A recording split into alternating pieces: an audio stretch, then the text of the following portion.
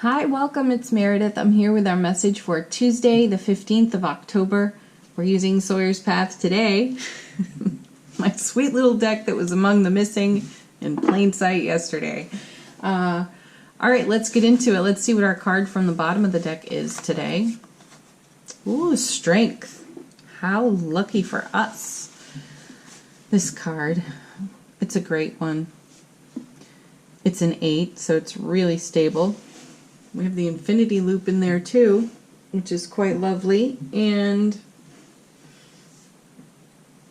there's harmony in this card. And the core message in the card is to keep your wild, free spirit just that, wild and free. No matter what you do not compromise that. Do not negotiate that. That's within your heart on the foundation, and it must remain intact. We all know it because we've all sacrificed it at one time or another. So the strength in the card is that we have the life experience now to do that. There's also a message of good health and well-being on this card, and a harmonization of divine masculine, divine feminine energies. Yeah. I love this lady in this deck. She could easily be the Empress. And wouldn't the Empress just have a lion, huh? Or wouldn't the lion just have the Empress? There's no taming going on there, right? And then we have, another major arcana, the Hierophant, commitment. And an opportunity to challenge our belief system. I love that about the Hierophant. This is a conversation I'm having more and more frequently with my own self and then other people, of course. Checking in and seeing what we do habitually, out of habit, out of a belief system, out of a list of shoulds. As I'm fond of saying, don't should on yourself. I should do this, I should do that, I should be this way or that way. Why? What are we protecting ourselves from? Or what do we think that we are protecting others from by being a certain way or doing something that makes other people comfortable, right? That's what the Hierophant would have us challenge. He's all about tradition and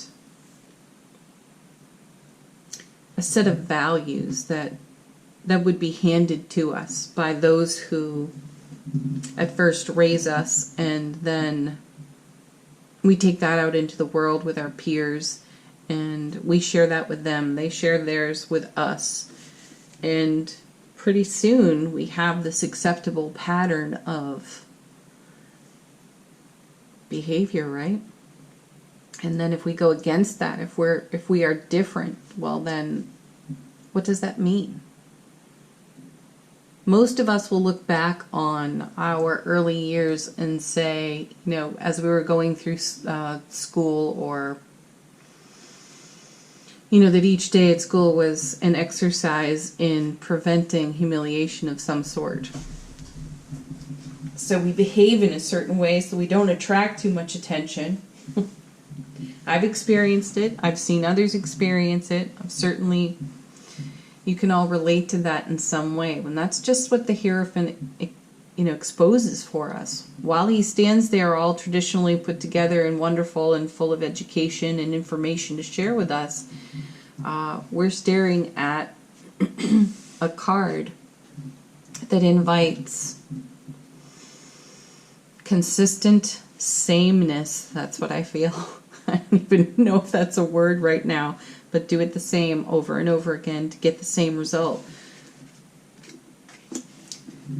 But what if your wild and free spirit wants to do something different?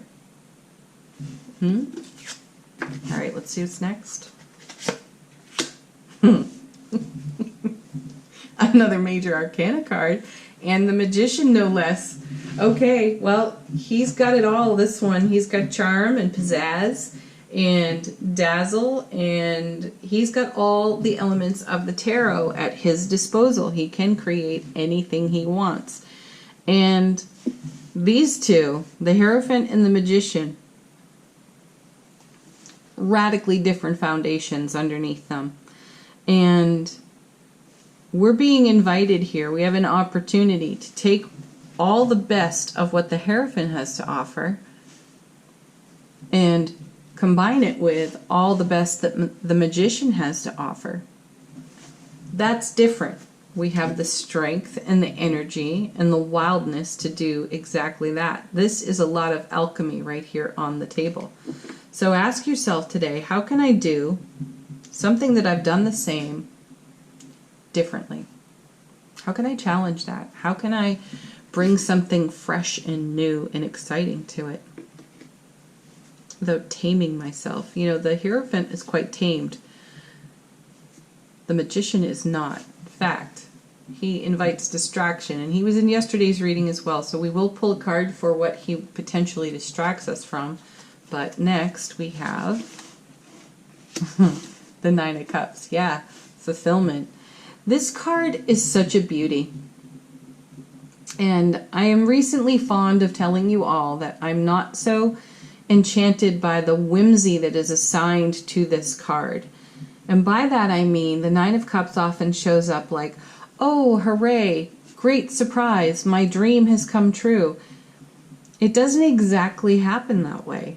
And it takes a lot of fortitude. It takes a lot of strength to create a Nine of Cups type of situation. And you know that. You've been through the Tower. You've been through the Three of Swords, the Five of Cups, the Seven of Swords. You've been through all of those Nine of Swords as well.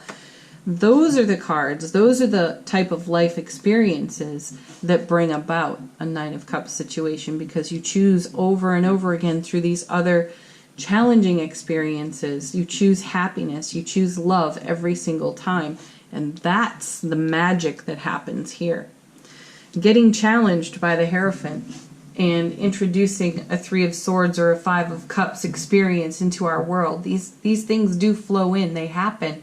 And it's how we respond. It's how we navigate our way through them. It's the magic that we create within our own heart space that brings about a Nine of Cups experience. So this is a pat yourself on the back because you've been through some stuff.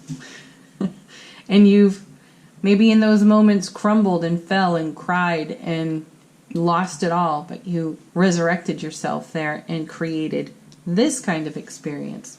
Now let's see what the Magician might be distracting us from today.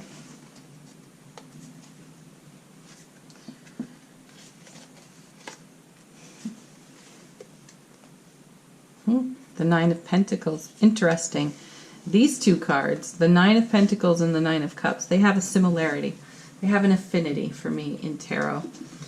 And in some ways, they feel much the same to me energetically. One's more grounded in earthy pentacles. One's more emotional, intuitive cups. And so,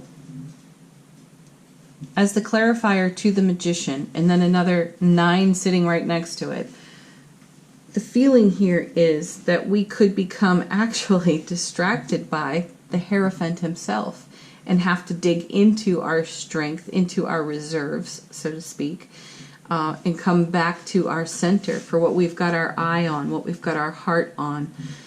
So, in our journey, we've been seeing a lot of the Hermit. And we've been seeing a lot of messages for months about crossing thresholds, new world of experience, being inexperienced there, but learning, growing, adventuring, being curious, going deeper in. And it has magnified our happiness and our joy, which is what we're seeing here in these two 9s. In order for us to do any of that, we've had to challenge the Hierophant card within our own selves. We've had to find the strength to do that. So, in today's reading, I feel that we could be coming up against some of our traditional values, some of our belief system, and it just doesn't harmonize to where we are now. Magician, 9 of Pentacles, 9 of Cups. So we're going to get challenged in that way potentially today, and we're going to want to lean into happiness and love like we've done over and over again, and keep that mojo rolling. All right, let's do angel answers. If you have a question, ask it. Let these cards be confirmation for you. All right, emphatic no just fell out of the deck. So if you asked a yes, no, there it is.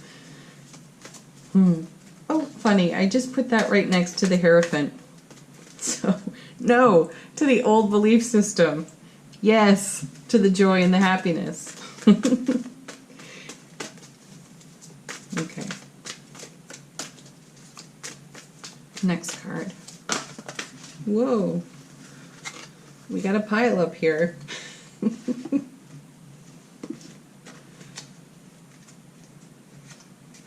Okay.